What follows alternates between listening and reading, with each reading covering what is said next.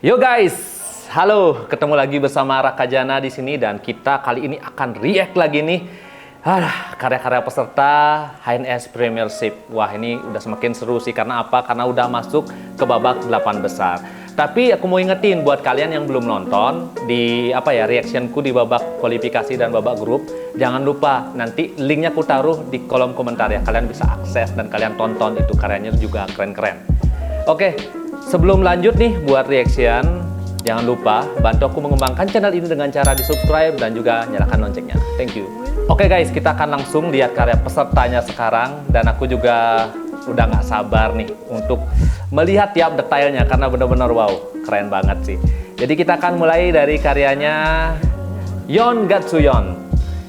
Nah, ini udah bikin geleng-geleng sih. Kenapa gitu ya? Karena dengan waktu yang super singkat dia bisa menghasilkan karya yang sangat kompleks dan juga super detail, baik itu dari teknik dan juga visualnya. Dan buat informasi nih buat teman-teman, di babak ini kita tidak menyediakan template, tapi dari panitia itu menyediakan tema, hanya tema. Jadi ada tema badak, kemudian jalak Bali, kemudian burung cendrawasih, satu lagi gajah. Nah, jadi masing-masing peserta akan membuat itu, tapi dipilih, oke? Dan seperti biasa di sini Yeon Gatsuyeon bermain dengan detail. Kalian bisa lihat tiap detailnya itu sangat luar biasa, dieksekusi dengan sangat rapi. Dan di sini juga pengaplikasian dari logo sponsornya juga sangat oke menurutku, apalagi yang di bagian tangan ya, di bagian tangan logo Eiger-nya itu teraplikasi dengan keren gitu. UC silvernya juga, tapi mungkin untuk next sebenarnya bisa sih untuk logo sponsor itu dirubah menjadi satu warna biar lebih ngeblend gitu ya. Dan bedanya di babak 8 besar dengan babak sebelumnya adalah di sini peserta harus mengaplikasikan karyanya ke media kaos. Jadi sangat penting ya kita membuat karya di mana ketika diaplikasikan di suatu produk itu harus benar-benar keren. Nah, contohnya karya ini. Apakah karya ini akan cocok di kaos? Kita akan slide ke samping. Nah, jadi si Yeon Gatsuyeon ini mengaplikasikan karyanya itu di bagian depan kaos. Dan kalau menurutku pandangan pribadi sebenarnya ini cocok banget ditaruh di bagian belakang kaos sebenarnya. Karena dari looknya desain ini itu lebih cocok di belakang. Apalagi kalau ditambah teks di bagian atas dan kita tambah description, tulisan kecil di bawah, itu akan sangat keren. Kalau masih tampilan seperti ini menurutku ini condong lebih ke poster ataupun cocok untuk cocok untuk cover CD gitu, cover album dari sebuah band. Tapi secara teknis ini sumpah ini keren banget. Ini salah satu kandidat yang bisa untuk lolos ke babak semifinal guys. Kita next ke karya selanjutnya, yaitu Sensik. Nah, ini jagoannya siapa nih? Kalian tulis ya di kolom komentar. Di sini dia juga keren banget secara warna, mengkombinasikan warna Tosca dan juga orange dan juga merah. Itu benar-benar porsinya pas banget. Secara teknik dia juga menggunakan sentuhan brush yang ya agak sedikit halus. Yang aku suka nih dari karya ini adalah dia menggunakan unsur emoticon ya, unsur emoticon di bagian kambennya, di bagian kainnya. Dan itu super unik banget menurutku. Dan kita akan lihat pengaplikasian di kaosnya seperti apa sih. Oh, dia memilih untuk tidak menggunakan teks sama sekali, tapi ini oke, sangat oke menurutku. Mungkin ukuran dari sablonnya atau desainnya sendiri itu harus diperkecil ya menurutku. Kalau misalnya kita taruh di bagian depan, ini buat teman-teman juga, karena aku juga udah hampir ya 13 tahun ya berurusan dengan dunia produksi, terutama kaos. Kalau di bagian depan jangan buat karya itu terlalu besar, karena ketika kalian pakai dia akan menekuk ke samping sehingga look dari desain kita itu kurang oke. Jadi benar-benar harus disesuaikan. Jadi tidak terlalu besar dan tidak terlalu kecil juga. Ini oke juga, favorit banyak orang. Nah, di sini juga peserta di babak 8 besar juga harus menyertakan proses pembuatan desainnya. Jadi kita benar-benar pengen komplit gitu, karya oke, tapi mereka juga bisa share bagaimana sih karya mereka membuat karya. Ya, belajar menjadi konten kreator lah. Kita ke karya selanjutnya. Ini mengambil tema badak ya, tema badak, dan ini punyanya Rizwan. Nah, seperti biasa kalau Rizwan ini, kalau kalian ngikutin video reactionku dari waktu ini, memang ciri khas warnanya adalah seperti ini guys. Ciri khas warnanya dominan warna dingin, tapi juga diselipkan beberapa warna panas seperti merah marun, ada sedikit warna orange yang lebih ke unsur bata juga, dan dia bermain tekstur. Mungkin di sini yang jadi apa ya, yang agak miss ya menurutku, karena objek utamanya itu kurang terlihat sebenarnya, kurang terlihat karena warna background yang sangat dominan warna hijau, ditambah si badaknya sendiri itu juga mempunyai warna yang mirip, jadi itu kurang terlihat stand out sih menurutku. Kalau kita coba lihat nih sekarang di bagian kaosnya, secara layout sangat oke ya kalau sudah diaplikasikan di kaos, tapi mungkin di bagian belakang terlalu besar untuk logonya, dan di bagian label dalam, di bagian leher mungkin harus menggunakan warna yang sedikit soft ya untuk sablonnya. Dan overall ini oke, sangat cocok sebenarnya kalau desain seperti ini diaplikasikan di kaos yang oversize. Next kita lihat proses pembuatannya. Rata-rata itu keren loh.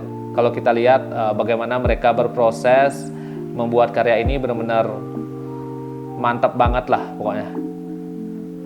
Kita next ya ke karyanya Sang Juara Bertahan.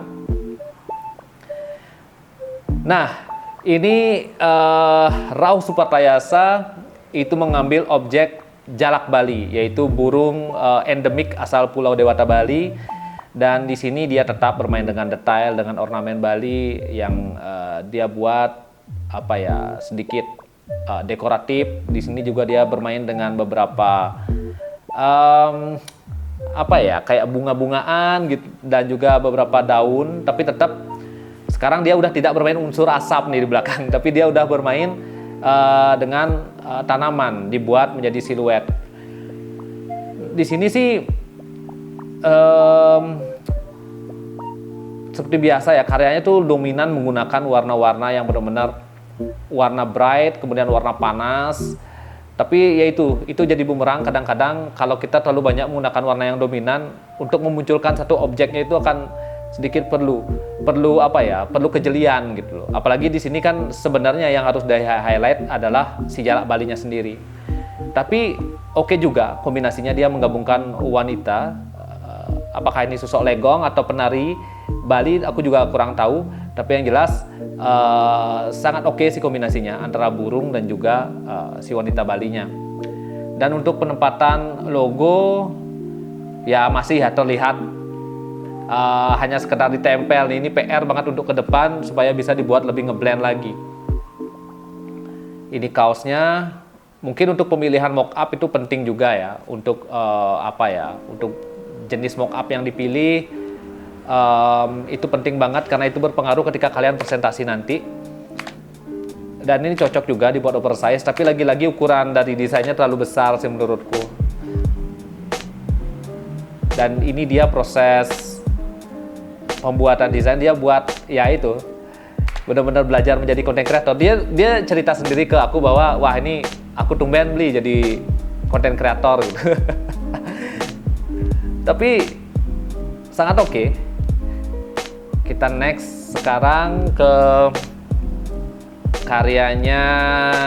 Nah, ini salah satu favorit banyak orang juga, Arnovic 08. Kalian lihat kombinasi warnanya keren banget, dan pengaplikasian logonya itu benar-benar tertata dengan benar-benar apik gitu, nggak asal ditempel. Jadi benar-benar dia gunakan kastil itu sebagai sign untuk penempatan logo. Jadi logo itu wajib ya, harus ada di apa ya, harus ada di gambar para peserta gitu. Dan tantangannya adalah di sana dengan logo yang berbeda-beda, bagaimana kita bisa menampilkan itu atau dikemas dengan sangat oke dan sangat apik. Di sini juga kalian lihat bagaimana dia menempel logo sponsornya nggak hanya di bagian kastil belakang, tapi di bagian tangan dan juga di bagian apa ya, di bagian hiasan dari si gajah ini juga keren banget menurutku. Wah, ini keren sih. secara layout juga oke. Kita akan cek mockupnya seperti apa. Nah, ini yang aku maksud, pemilihan mockupnya itu benar-benar keren banget. Di sini dia untuk mockupnya benar-benar pas ya dengan desain di bagian belakang. Kastilnya juga berwarna orange, senada dengan desainnya. Dan ini dia pas proses pembuatan desainnya. Jadi kalau aku lihat nih ya, kalau aku lihat ini pas dia gambar, benar-benar aku inget tuh pas zaman ngekos, sama persis seperti itu. Kursinya, kursi plastik, meja semua, aduh, sama persis gitu ya. Tapi ini keren sih, ini calon-calon untuk bisa lolos ke babak selanjutnya. Tapi kita nggak tahu, nanti kita lihat deh. Karena di hari ini pas banget bertepatan dengan apa? Dengan penjurian. Jadi kita nggak tahu. Kalau kalian siapa jagoannya, jangan lupa di komen ya. Next kita ke karyanya siapa lagi ya. Tapi sebelum lanjut aku minum dulu dah, haus. Benar-benar keren sih, di luar ekspektasi loh. Tahun ini luar biasa gitu. Mantap. Nih by the way nih tumbler dari Eiger by the way ya. Salah satu sponsor kita, tapi lebih keren nih kalau bisa nih nanti desainnya mungkin dari salah satu karya peserta kali ya. Kayak lebih keren gitu. Oke, next kita lanjut ke karyanya siapa deh? Yang belum deh. Siapa yang belum ya? Kita cari di mention atau di hashtag kali ya. Ya, Dino. Ya. Dino. Ini sih, waduh, udah nggak bisa berkata-kata lagi sih guys. Ini keren banget. Sumpah ini keren banget. Dino bener-beneran, kamu itu kece banget bro. Karena apa? Karena waktu 4 hari gitu. Waktu 4 hari bisa buat desain yang super detail seperti ini. Belum lagi dipotong ada tahun baru. Kamu ngerayain tahun baru nggak sih? Karena bisa ngerjain ini, sumpah ini keren banget sih. Pengaplikasian logonya, bagaimana dia buat logo Usi Silver menjadi kalung.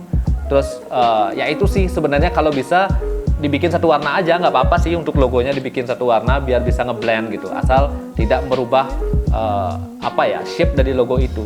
Kalau warna sih masih bisa dirubah jadi satu warna ya. Di sini dia mengambil sosok burung cendrawasih atau kalau di Bali itu dikenal manuk dewata. Jadi salah satu burung yang sangat sakral lah. Dan sekarang dibuat itu dengan beberapa unsur ukiran, ornamen yang benar-benar wah, karya itu jadi lebih metaksu gitu. Kalau kalian nggak tahu taksu itu berkarisma, taksu itu karisma gitu. Dan di sini secara secara sistem lomba dia nih udah lolos. Karena apa? Karena sayang banget Nendayo Pixel nggak ngupload. Aduh, sayang banget padahal itu favorit banyak orang juga gitu. Jadi di babak 8 besar kita ini sudah ada bagannya masing-masing ya. Jadi siapa ketemu siapa dan yang menang otomatis lolos ke babak semifinal. Nah si Dino ini otomatis nih lolos dia karena lawannya nggak upload gitu. Ya ini salah satu yang akan berlaga nanti di babak semifinal. Mantap banget. Kita nggak tahu nih siapa yang bakal ketemu Dino nanti. Oke, pokoknya keep watching terus lah. Wah, keren sih.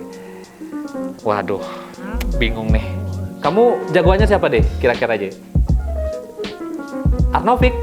Satu lagi siapa? Dino kece. Jadi jagoannya si Radea nih, si Arnovik dan Dino kece. Sebenarnya itu jagoan banyak orang juga gitu. Aduh, aku juga bingung sih milih siapa, soalnya pada bagus semua gitu. Sekarang kita pindah ke karyanya Gede Santi. Ini Gede Santi ini final ulangan dengan Raus Pertayasa. Karena tahun lalu kan mereka ketemu di final. Nah sekarang ketemu di babak 8 besar. Makanya ini bisa dibilang El Clasico dan juga bisa dibilang partai balas dendam sebenarnya. Agak lebay ya. Jadi benar-benar tahun lalu Gede di final itu kalah melawan Raus. Sekarang ketemu lagi nih di babak 8 besar. Jadi kira-kira nih sekarang apakah bakal hasilnya sama atau Gede Santi bisa melakukan apa sih bahasanya biar epic gitu ya. Pokoknya intinya apakah dia bisa mengalahkan si Rao kali ini kita nggak pernah tahu gitu. Nanti kita lihatlah penjuriannya seperti apa. Tapi yang jelas kita fokus ke karyanya, ini super keren banget sih, super epic dan juga sangat monumental gitu. Karena kalian lihat nih, kalau aku first impression ya lihat karya ini tuh benar-benar megah gitu, dengan pemilihan warna yang sangat elegan, warna silver, putih, kemudian ada warna gold juga. Dan bagaimana si sosok dari burung jalak Bali ini dibuat sebagai tunggangan. Aku nggak tahu yang di atas itu dewa apa, tapi yang jelas benar-benar keren banget menurutku secara komposisi. Dan ini sebenarnya cocok banget diaplikasikan di media kaos. Nah ini juga sih rata-rata untuk peserta penempatan logo sponsornya juga penempatan sih sudah oke, cuman secara visual mungkin tidak dibuat yang warna-warni seperti itu. Kalian bisa rubah kok jadi satu warna biar lebih ngeblend gitu. Di sini tekniknya dia menggunakan teknik garis yang benar-benar tajam untuk shadingnya, dan juga ya tidak berlebihan sih menurutku. Sangat pas lah, sangat pas. Dan juga mungkin ke depan yang perlu diperbaiki atau improve dari Gede ya tetap ya di anatominya itu perlu diperbaiki lagi sedikit biar terlihat lebih keren karyanya. Kita akan lihat di media kaos. Nah untuk Gede Santi mengaplikasikan desain ini di bagian belakang. Jadi ini udah cocok sih di bagian belakang, harus besar gitu. Karena kasihan kalau dibuat di depan itu detailnya itu tuh kurang bisa kita nikmati. Kalau di belakang kan benar-benar bisa kita lihat dengan apa ya, ukuran yang lebih besar gitu. Dan ini adalah proses pembuatannya. Wah, keren, mantap. Nah guys, jadi itu tadi karya dari peserta yang ada di 8 besar, dan rata-rata sangat keren ya, super keren di luar ekspektasiku lah gitu. Tapi disayangkan banget si Nendayo Pixel gak ngupload. Aduh sayang banget sih bro. Aduh, padahal itu apa ya, idola banyak orang, supportermu banyak banget gitu. Tapi ya sayang banget sih ya. Mudah-mudahan tahun depan bisa ikut lagi. Thank you selama ini udah berpartisipasi, dan teman-teman yang lain juga thank you banget. Dan apa ya, seperti yang aku bilang di video-video sebelumnya, aku mencetuskan dan tim membuat Highness Premiership sebenarnya adalah sebagai wadah atau platform lah untuk bisa menjadi kontribusi di ekosistem seni atau industri kreatif yang ada di Indonesia gitu. Dan kita berusaha mengajak partner-partner kita seperti Eiger, UC Silver, ada Gramedia, kemudian ada Bintang Harapan Kurnia. Tujuannya apa? Supaya mereka juga bisa ngelirik teman-teman yang ikutan lomba ini gitu. Siapa tahu dari sana nanti kalian bisa kerjasama. Mereka kan semua brand-brand besar. Nah itu bisa menjadi portofolio yang keren lah buat kalian ke depannya gitu. Dan nanti juga kita selain lomba ini juga bakal adakan workshop dan juga talk show. Nanti tepatnya di Eiger Sunset Road itu tanggal 13 Januari. Kalian kudu datang karena itu juga narasumbernya itu keren-keren banget. Sayang banget kalau kalian nggak datang, kalian bakal dapat banyak insight lah di sana. Acaranya free, dan juga kita akan cetak 20 besar atau kita akan cetak karya yang masuk ke 20 besar. Nanti itu adalah bentuk apresiasi kita lah. Kita akan cetak dan kita akan pamerkan nanti di Eiger. Dan di sana kalian akan apa ya? Di sana karya itu akan dilihat oleh banyak orang yang berkunjung. Kemudian juga siapa tahu dari sana bakal ada deal yang terjadi gitu ya. Terus nanti di tanggal 20 Januari itu adalah finalnya dari Highness Premiership. Di sana juga bakal ada mural, bakal ada apa ya? Bakal ada pameran juga. Jadi karyanya nggak cuma dipamerin di Eiger Sunset Road, tapi juga bakal dipamerkan di tempat acara finalnya, yaitu di Bali United Cafe. Dan acara puncaknya tentu saja adalah final, itu secara offline. Kira-kira siapa? Kalian silahkan prediksi, komen nanti siapa yang bakal final dan memenangkan iPad Pro yang versi M1. Oke. Dan apalagi ya, aku kira segitu aja untuk videonya. Dan sekali lagi jangan lupa subscribe channel ini, like, dan juga komen dan share ke teman kalian. Oke? Raka Jana signing out, see you di konten selanjutnya. Bye bye.